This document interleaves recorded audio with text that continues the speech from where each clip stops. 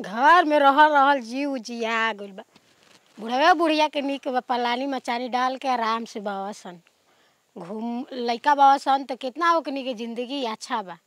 घूमियो फिर ले तवसन एगो आदमी के जिंदगी बा। कुंवारे पर निक रहे बढ़िया कि साला आदमी कनहू मन करत रहे घूम लेते रहन। जबले बियाह भइल बा न नरकों से जिंदगी बदतर हो गइल बाटे। एगो हाई बियाह क के जिंदगी नरक हो गई। सही में कहेला आदमी प्यार कल मगर बियाह मत कर। अरे भौजी हो कथी कहीं हमारा लभलाइटिस धइले बा की हरी मर्दी। अरे का हो भौजी ये मते का हाल चाल? ठीके बा। फेकू भैया का हाल बा? ठीके बा। कहनी है कि एजा अकेले बैठल बाड़ू।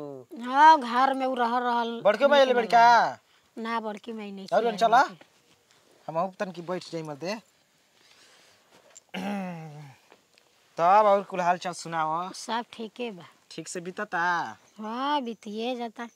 अच्छा ये बताओ मर्दी हम बड़ा कबो कबो सोची ना कि तार शादी भइल आ 1.5 महीना के बाद फेकुआ भैया साला वीजा एकदम बनवा के पासपोर्ट आ चल गइल विदेश।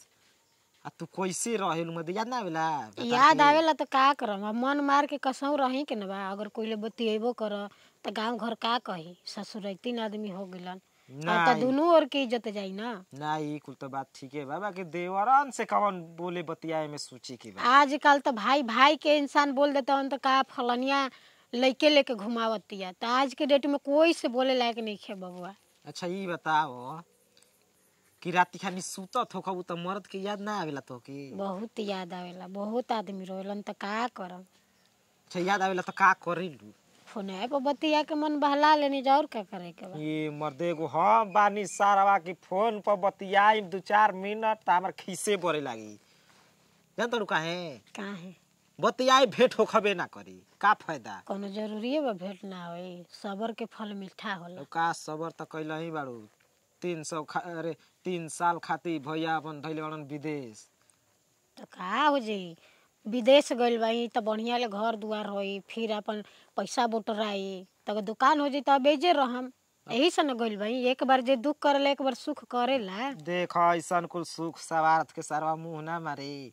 जवानी में बिता द बाहर पैसा कमाए में आ जब बुढ़ा जा मचा में झूल जाओ तो घरे आओ दुकान दौरी कह के मर्द मेहरारू मुलू मुलू ताक जा ना उन मर्द के दांत आ ना मेहरारू के दांत। अब सोची कि मर्दो सोची कि एगो चुमा ले ली तनी गाल दांते काट दी ही तो चहुए से बा काम। हां इहो बात तो ठीके कहत है। जवानी में कमा बुढ़ैला में जवानी के आनंद ल मजा ल जीवन के। त रौरा का चाहतनी? अब हम चाहतनी कि अब हमहू रणुए भणुआ बानी या तू शादी भइले भर बा तार तू रणुए के समान न भणुआ के बाड़ू। हाँ उ तो 1-2 बार में चलिए गइलन। अब 1-1.5 महीना कौन दिन बा? होता ना दिन में अब 8-10 दिन लाजाद ही में बीत गइल होई।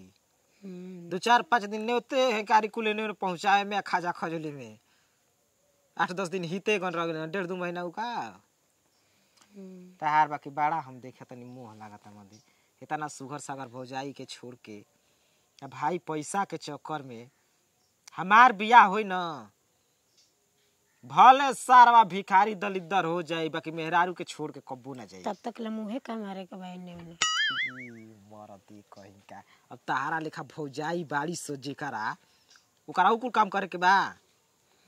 अब तू बटले बाड़ू त का भौजी में आधा हक होला?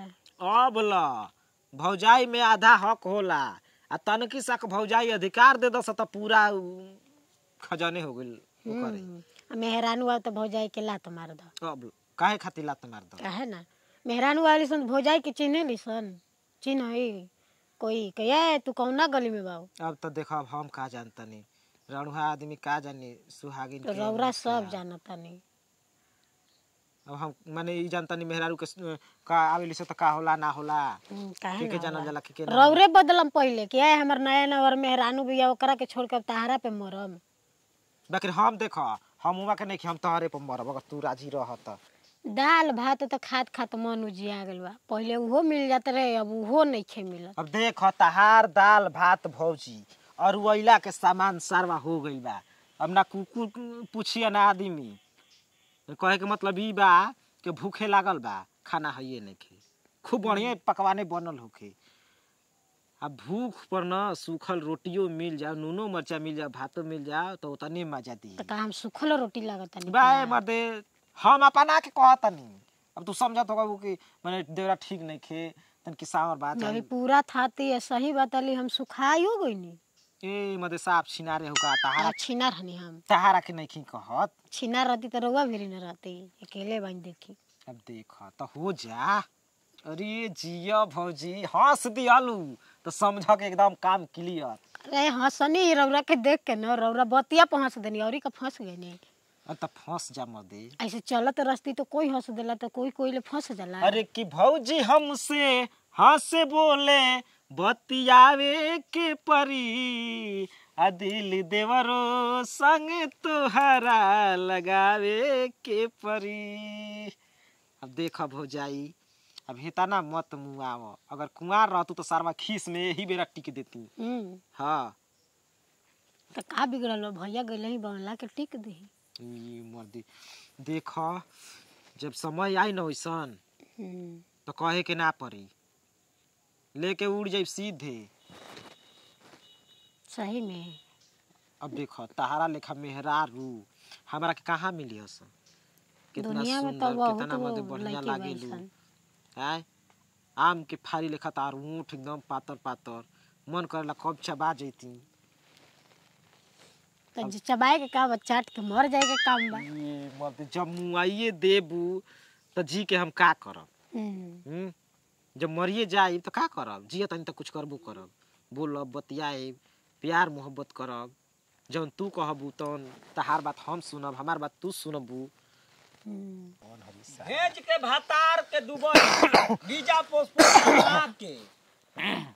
अरे मर्दे काय मर सर्दी भइल आइ रहनी तुलसी के पत्ता ले का गलवा छोला तना देखनी हां के कर गाल छु। ए मर्दे कहे का मोते बिन भइल बा कहां खियावे, मोतिया बिन भइल बा के तोहरा बिन भइल बटे। आय भौजी के मैल भातार सरवा कमा कमा देतन से विदेश ले पैसा, आइने देवर फसा फसा आ निकहन का माल झोराता। तो जवानी में भातार कमैबे करियन तो का जवानी के सधाई। ठीक गनवा गावतन सन के देवरा ढोड़ी चटना बा, नतिया पत्तिया पटना बा। हां त भातार अबे नहीं होने रही त माने भौजाइन कहां जी हस, देवरे कहना जी हस, भसु कहे जास के करा कहे जास।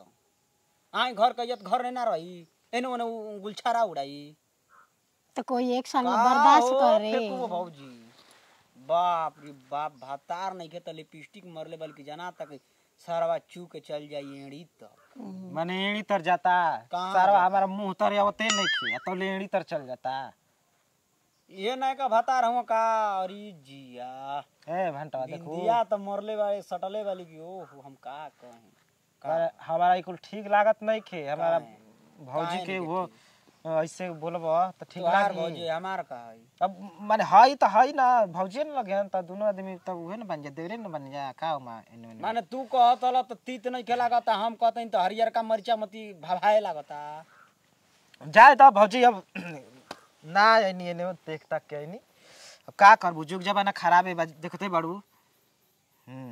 हम नार दी तो जाना था कि मड़ईले धरा दे रहता है। बे मत उतना हम खराब आदमी यही काहे नहीं का भैया के फोन आवत रहे हमरा के। अच्छा कहिए से बात करावे खातिर इनकरा घरवा में नेटवर्क नहीं खे न रहत। हां बिगड़ गइल बा, तू आइर ला बनावे ना एक बेर गिरा रहे मोबाइल स्क्रीन फूट गिरे ना हो कुल फूट रहे त वे कुल कब कहां फोन सुन से कहतली बात नहीं खे। अबे आई ना पैसा बेचदा करियन तबे ना नया मोबाइल खरीदाई। महीनों नहीं खेला गल। अरे उनकरा का पैसा का टेंशन बोलो, इनकरा कह तुरंत आईफोन किन के दिया का हो। बे मत माने काहे खातिर काहे खातिर बतियावे खातिर। बतियाए खातिर तो इतना हमनी के विदेश नहीं की जा, मन करते 1 मिनट फोन पर बतिया के ओकरा बाद हमने सामने बतिया ले की। हां तो 1 मिनट में हो जाई बतिया।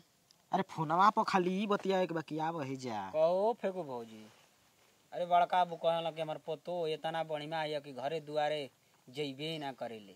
तो माने केकरा घरे दुआरे गुल हम अपने बाग बगीचा में आइल बनी घूमे खातिर, तब का करम बतार दूर साल ले बोहरे बावन। हां अब कहाँ मन दिल नहीं लगे तो हम कहावा जाए।